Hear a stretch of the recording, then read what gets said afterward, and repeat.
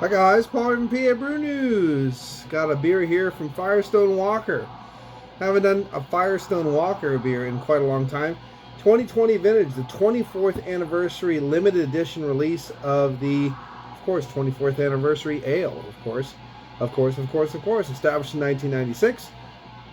Very good year. I like 99. I wish it was 1996 again. I could do it all over again. Be alright. Okay, we'll have to take it out to get a little bit more information on this one. I do believe that haven't had an anniversary ale in a long time, but they are like a blend of a few different beers. Okay. I'm just going to put this here so you can look at it. And here's the bottle, which I wish it was a big bottle for the same price that I paid for it, but that's normal. 11.3 alcohol by volume, Firestone Walker, limited release, 24th. There we go, Firestone Walker from, where are they from, Petaluma, California? Paso Robles? Let me find out. Paso Robles, California. 11.3, and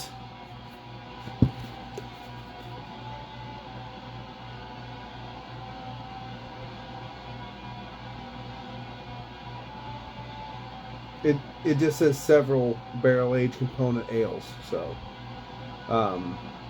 remember at some point in time, it was like a pretty much detailed, like how much percent of each was in it, but I don't know which one that was off the top of my head. Looking back in time, let's crack it open and see how it is.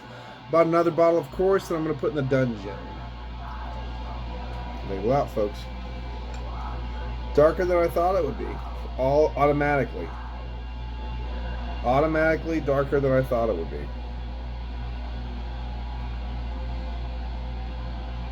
I just bought the LP version, the vinyl version of Transylvania Hunger, so I'm just spinning that right now.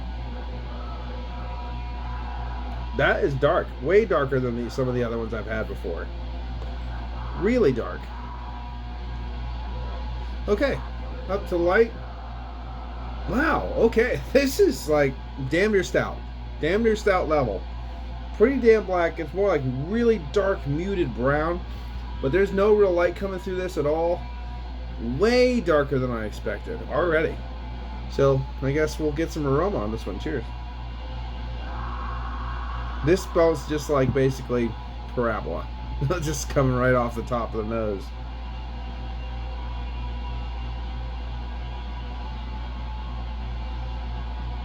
You have a beautiful peppery bourbon, walnut husk, smokiness, hint of vanilla coming off, baker's chocolate, roasty toasty.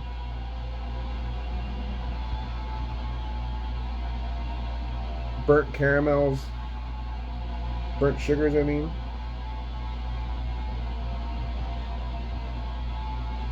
Yeah, even almost like a pecan nuttiness wafting through there as well.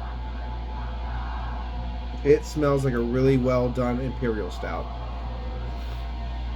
It doesn't smell like their typical anniversary ale. It has different savory components, lighter in body. This basically tastes like Parabola, Velvet Merkin, that kind of thing, just thrown in the glass. It's different. Well, let's see what it tastes like. Cheers.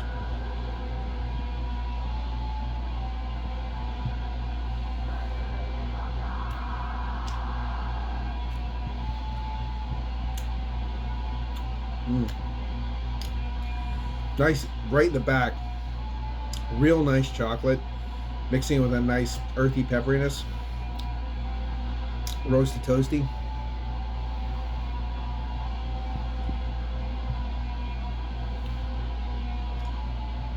It's a bit thin. I love it. It's a bit thin.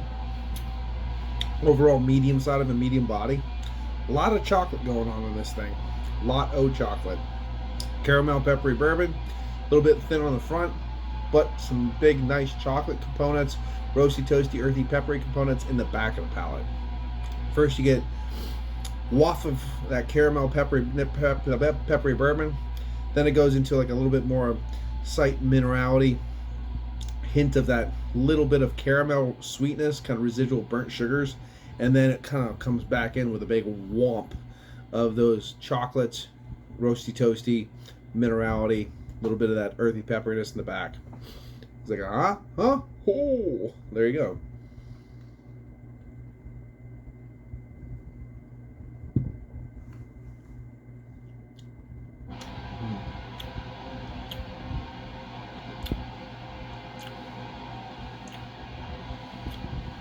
There is a kind of kicked up middle bit where you get something that reminds you of a little fig date. You get a little bit more bombastic notes of caramel and a little bit of brown sugar in the middle bit. So where you can kind of tell, as I said, it's a blend of barrel-aged beers. So you get a little bit of those barrel-aged barley wines and stuff that they would throw in this as well. The Sukaba, for example, Helorado, I believe it's something like that. It was called that blonde barley wine. Yeah. So, excuse me.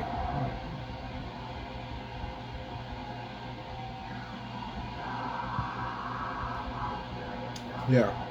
At first, getting right into this thing, it just screamed Imperial Stout. Now, taking a little bit more time, as I said, in the middle, the pinnacle in the middle, then you get a little bit more of those barrel-aged barley wine kind of nuances. And then at the end, again, beginning, bourbon, middle, barley wine, and Imperial Stout. A little bit of everything, if you know what I mean. And honestly, this is a pretty nice little beer. It's not blowing my doors off, not making me scream for the hills, and knocking socks off and all these things, all these little phrases. But for what it is, at the 11.3, it's really approachable, easy drinking, and there has a lot of nice little flavors.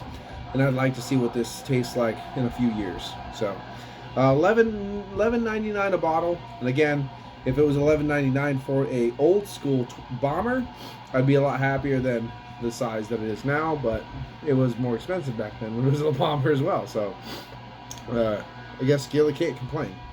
Picked this up in the mountains here, and got a couple other beers there too, old ones. So we'll be reviewing those next. So we'll have to just see about getting this one posted, and I'm gonna be reusing the excuse me, there is carbonation, Saint Fillon glass for a special little beer too. Well, I'm gonna enjoy this. This has been Paul for PABrewNews. Cheers.